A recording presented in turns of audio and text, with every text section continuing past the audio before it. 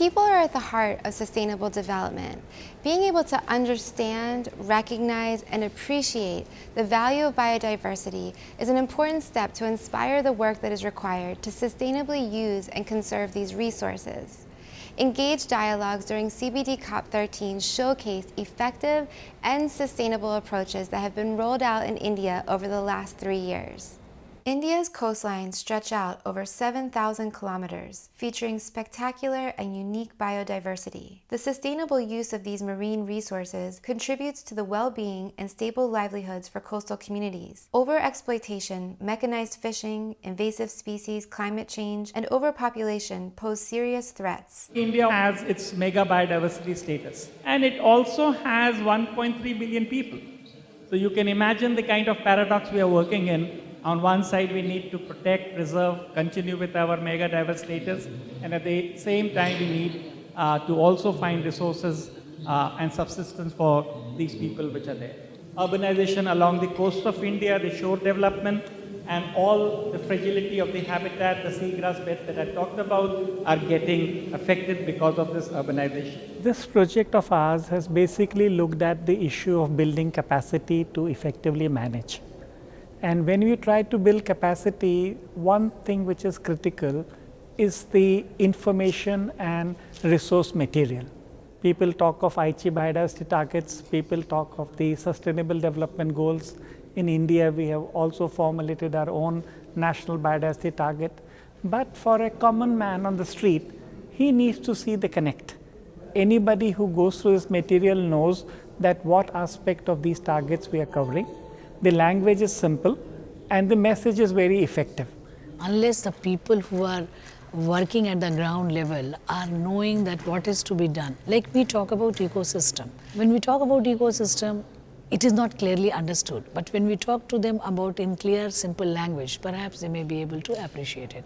The focus on empowering human development through training that embraces national standardization and local customization has provided positive results throughout India's coastal areas. So in the human capacity development approach that we are taking in our GIZ project is that there are two elements to it. One is the effectiveness.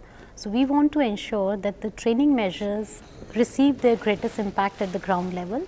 Sustainability is very essential element for projects like us because we are time-bound projects. So we will end in 2017, for example. So for us, it is very important to partner with some existing training institutions to ensure that the time and investment we are putting in some effort is going to be sustained by these training institutions.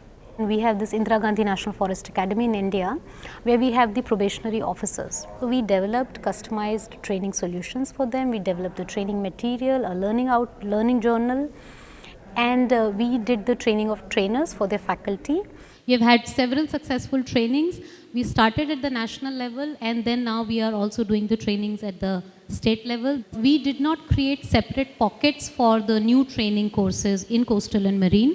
Rather, we tried to understand the existing training system of the partner training institutions and which are the already ongoing courses and how biodiversity, coastal and marine biodiversity can be streamlined. During this project in 4 states, we concentrated on government agencies and on the media, and this is the training program module which I released it today. So the first training material that we are releasing, yes, this one.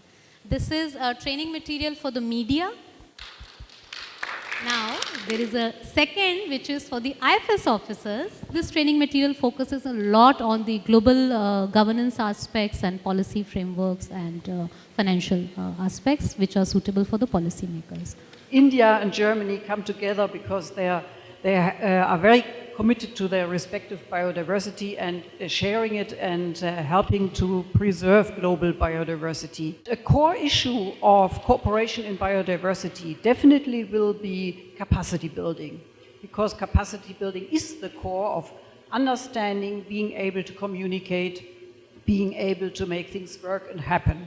That is the beauty which gives me satisfaction that from this point on, we should be able to provide material and message for effective conservation.